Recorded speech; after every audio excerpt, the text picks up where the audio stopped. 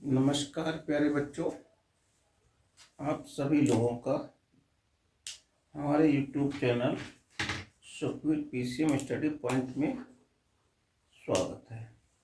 ठीक है, तो आज हम पढ़ेंगे कक्षा 10 का विज्ञान सत्र 2026 और 27 के लिए। ठीक है, ये पहला चैप्टर है हमारा। इससे पहले हम सिलेबस के बारे में बात कर चुके हैं। हमने पूरी वीडियो बनाकर अपने चैनल पे अपलोड कर दी है, तो वहाँ क्लास 10th साइंस की प्लेलिस्ट में जाके वो वीडियो आप देख सकते हैं। कौन से चैप्टर से कितने नंबर का आता है ये हमने सब बताया है। ठीक है, हमें विज्ञान की तैयारी कैसे करनी है ये भी हमने बताया है। तो आज हमारा ये है पहला चैप्टर, क्या है, रासायनिक अभिक्रियाएं एवं समीकरण। तो मन लगा के पढ़िए, पढ़ने में बड़ा आनंद आएगा। ठीक है, कॉपी पेन लेके बैठो, तभी पढ़ने में आनंद और ज्यादा आएगा। ठीक है, तो आज का चैप्टर है हमारा रासायनिक अभिक्रियाएं एवं समीकरण। ठीक है, तो सवाल इस बात का है, रासायनिक अभिक्रियाएं किसे कहते हैं। ठीक है, या रासायनिक अभिक्रिया किसे कहते हैं। तो रासायनिक अभिक्रिया को पढ़ने से पहले हमें पदार्थों में परिवर्तन हमने पढ़ा होगा। ठीक है, पदार्थों में परिवर्तन क्या होता है। तो पदार्थों में परिवर्तन जो होता है निरंतर होता है, कंटिन्यू होता है। उसके रंग रूप और गुणों में जो बदलाव होता है वही पदार्थों में क्या कहलाता है, परिवर्तन कहलाता है। तो यहाँ पे हम हेडिंग लगाएंगे पदार्थों में परिवर्तन। पदार्थों में परिवर्तन। ठीक है, पदार्थों में परिवर्तन, किसी भी रासायनिक अभिक्रिया को पूर्ण होने के लिए उसमें परिवर्तन होना बहुत जरूरी है। ठीक है, तो यहाँ पे इसमें लिखेंगे जब किसी पदार्थ के रंग, रूप, आकार व गुणों में होने वाले बदलाव को ही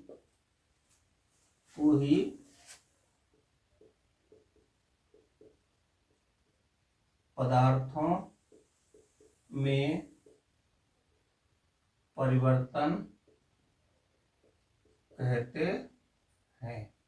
क्या हमने लिखा है कि पदार्थों में परिवर्तन, कि जब किसी पदार्थ के रंग यानी कि उसका कलर, उसका रूप, उसका आकार व गुणों में होने वाले बदलाव यानी कि जो गुणों में बदलाव होता है उसको ही हम पदार्थों में परिवर्तन कहते हैं। अब यहाँ पे पदार्थों में परिवर्तन कैसे होता है। पदार्थों में परिवर्तन एक निरंतर होने वाली प्रक्रिया है। तो यहाँ पे लिख लो, पदार्थों में परिवर्तन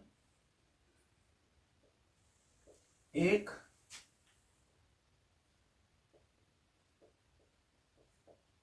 निरंतर होने वाली क्या है बेटे, प्रक्रिया है, होने वाली प्रक्रिया है। पदार्थों में जो परिवर्तन होता है वो निरंतर होता है। ठीक है, जैसे पौधे की लंबाई बढ़ती है तो पौधे की लंबाई ऐसा थोड़ी ना दिन में ही बढ़े, रात में नहीं बढ़ेगी। तो पौधे की लंबाई निरंतर कंटिन्यू बढ़ती है। ठीक है, तो ये सब पदार्थों में होने वाला, पदार्थों में जो परिवर्तन एक निरंतर होने वाली प्रक्रिया है। जैसे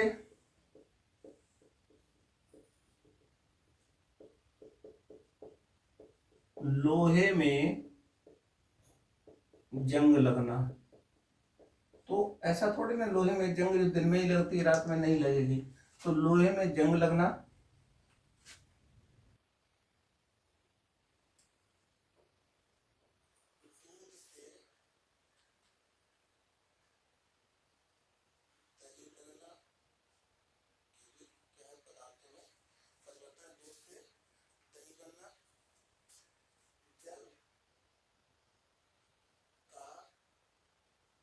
भाप कह सकते हैं या वाष्प में बदलना, जल का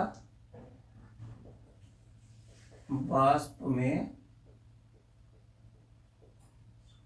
बदलना। आज ये सब क्या है, पदार्थों में परिवर्तन है। ठीक है, तो पदार्थों में परिवर्तन क्या है कि जब किसी पदार्थ के रंग, रूप, आकार व गुणों में बदलाव को ही पदार्थों में परिवर्तन कहते हैं। जब बदलाव होता है तो उसे हम क्या कहते हैं, पदार्थों में परिवर्तन कहते हैं। पदार्थों में परिवर्तन एक निरंतर होने वाली प्रक्रिया है, जैसे लोहे में जंग लगना, दूध से दही बनना, जल का वाष्प में बदलना। ठीक है, अब यहाँ पे पदार्थों में परिवर्तन कितने प्रकार का होता है, तो यहाँ पे लिखेंगे पदार्थों में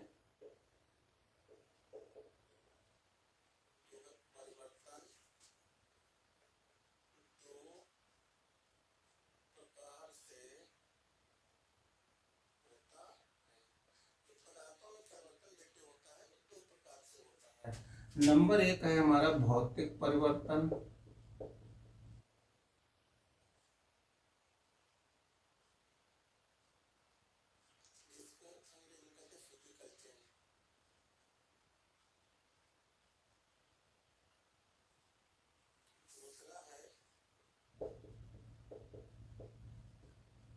रासायनिक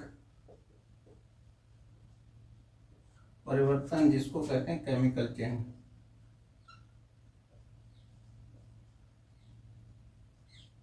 ठीक है, पदार्थों में परिवर्तन दो प्रकार से होता है, एक भौतिक परिवर्तन होता है और एक क्या होता है, रासायनिक परिवर्तन होता है।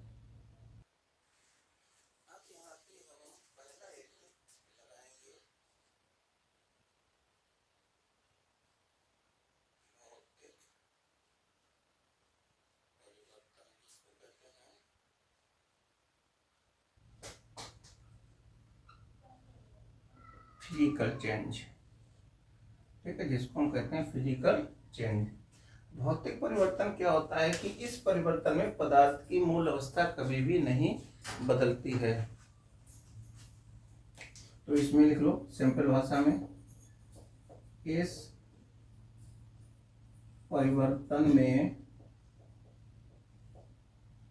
किसी भी पदार्थ की, इस परिवर्तन में, चलो ऐसे लिख लो, इस परिवर्तन में पदार्थ की मूल अवस्था कभी भी नहीं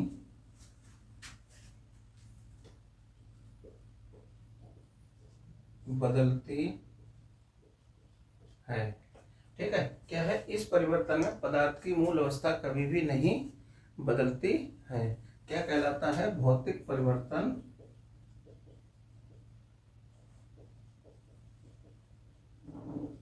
परिवर्तन कहलाता है। ठीक है, रंग रूप तो बदल जाएगा लेकिन मूल अवस्था नहीं बदलेगी। जैसे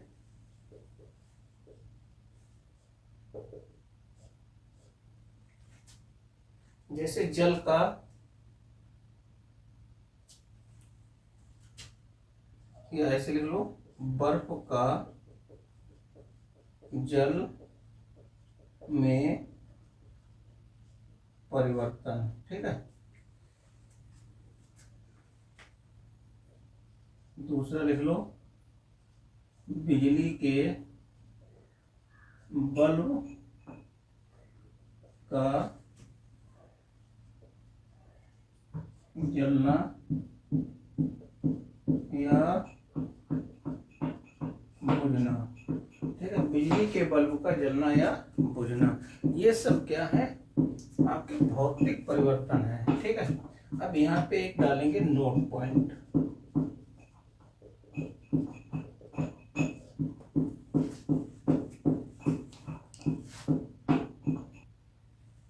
अब यहाँ पे लिखेंगे नोट पॉइंट में, क्या लिखेंगे कि जल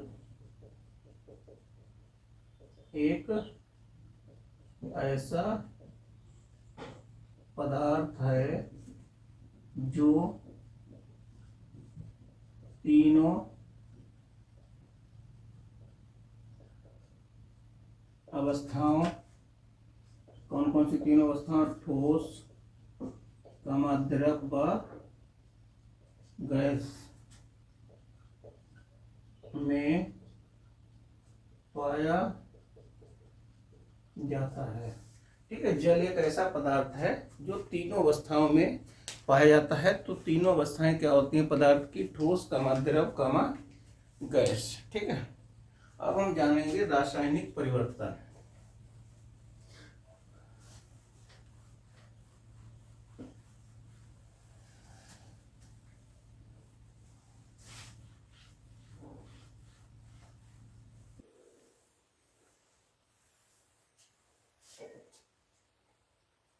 अब यहाँ पे हेडिंग लगाओ, दूसरा है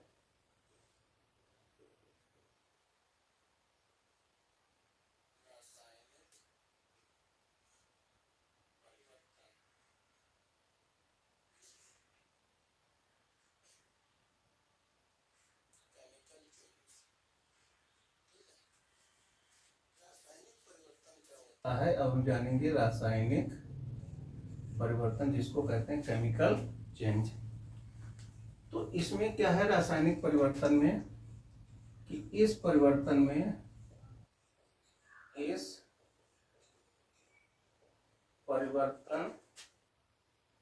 में पदार्थ की मूल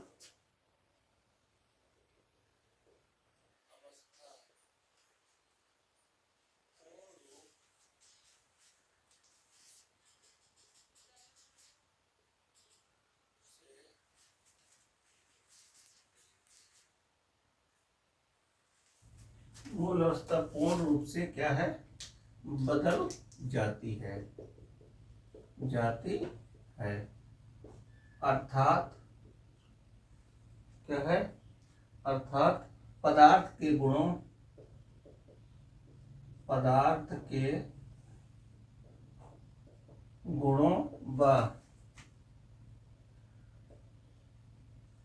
व पदार्थ के गुणों के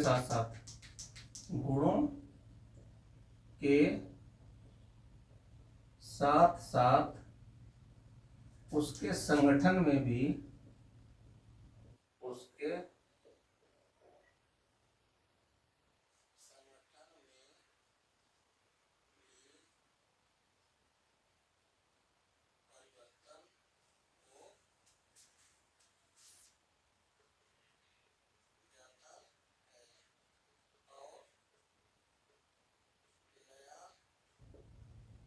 पदार्थ बनता है। और कैसा पदार्थ बनता है? नया पदार्थ बनता है। क्या कहलाता है? रासायनिक परिवर्तन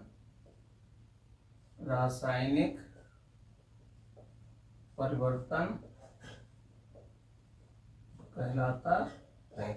क्या कहलाता है? रासायनिक परिवर्तन कहलाता है। जैसे इसका एग्जांपल लिखो, जैसे लोहे में जंग लगना,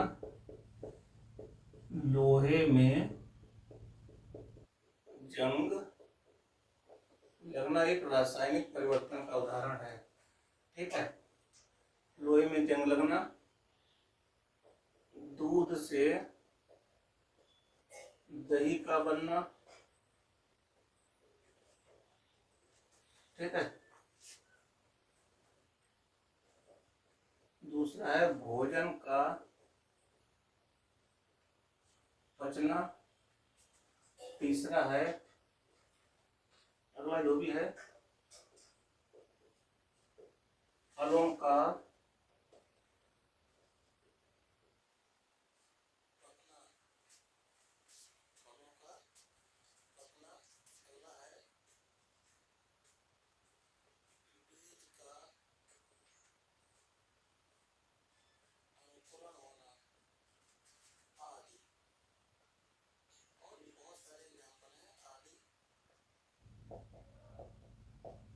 रासायनिक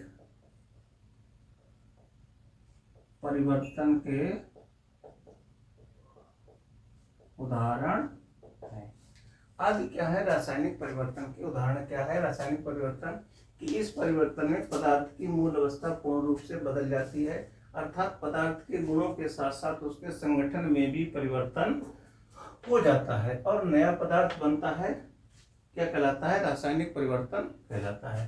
तो जैसे लोहे में जंग लगना, दूध से दही बनना, फलों का पकना, भोजन का पचना आदि, ये सब क्या है? रासायनिक परिवर्तन के उदाहरण हैं। तो इनको बड़ी आसान भाषा में आप समझ सकते हैं। इसको इरेज कर दें। अब हम बढ़ते हैं अपने अगले टॉपिक की तरफ।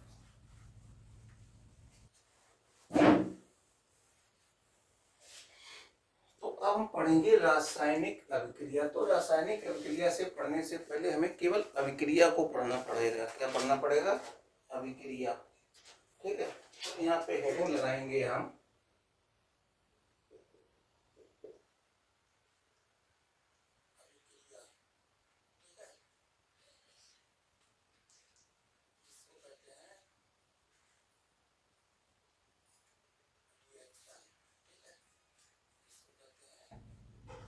रिएक्शन। ठीक है, वह इसकी परिभाषा कैसे लिखेंगे? रुक जाओ। वह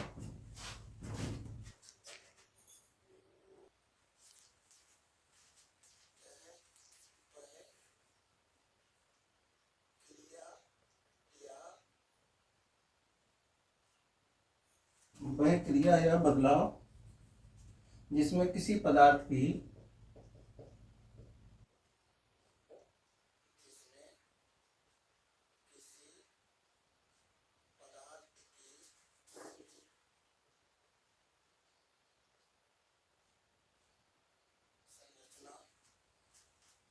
का संगठन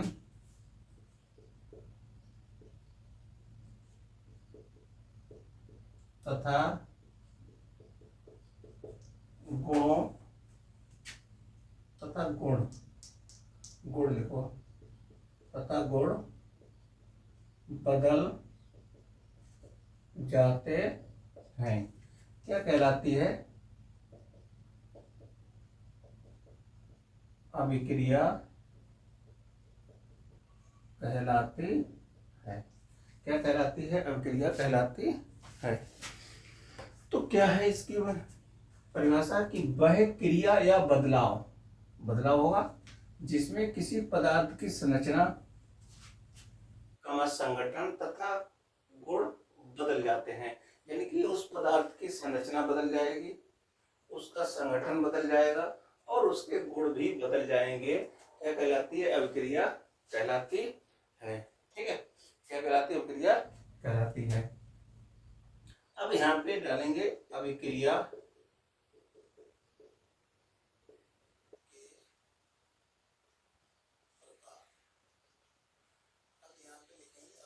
कितने प्रकार की होती है ये बताओ।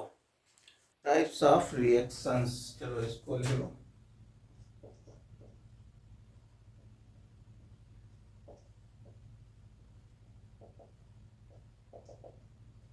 टाइप्स ऑफ रिएक्शंस यानी कि अभिक्रिया कितने प्रकार की होती है।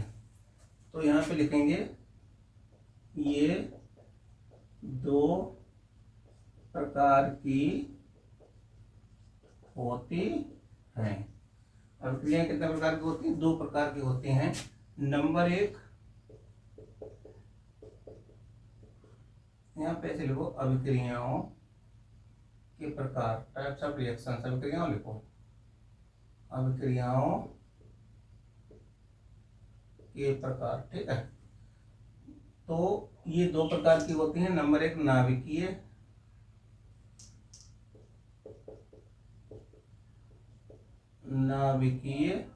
सॉरी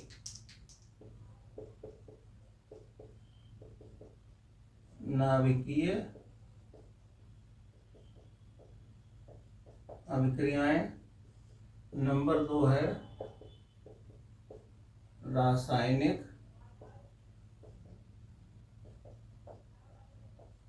अभिक्रियाएं। ठीक है, पहला है नाभिकीय अभिक्रियाएं दूसरा है रासायनिक अभिक्रियाएं, इसको कहते हैं न्यूक्लियर रिएक्शन।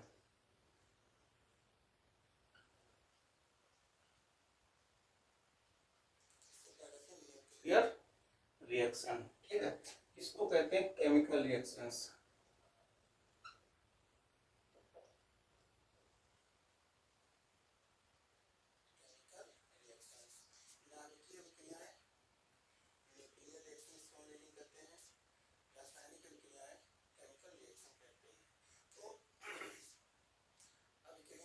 हमने अभिक्रिया पढ़ी है कि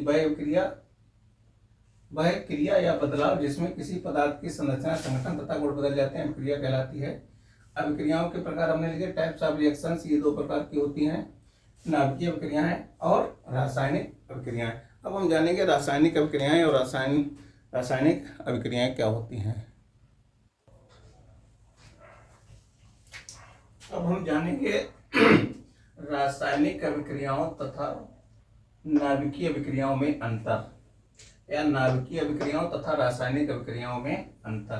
तो हमने एक तरफ रासायनिक नाभिकीय अभिक्रिया को लिख लिया है, दूसरी तरफ लिख लिया है रासायनिक अभिक्रियाएं, ठीक है। बीच से हमने वहां इसकी लाइन खींच दी है। तो यहाँ पे क्या है, नाभिकीय अभिक्रियाएं क्या होती है। नंबर 1, इस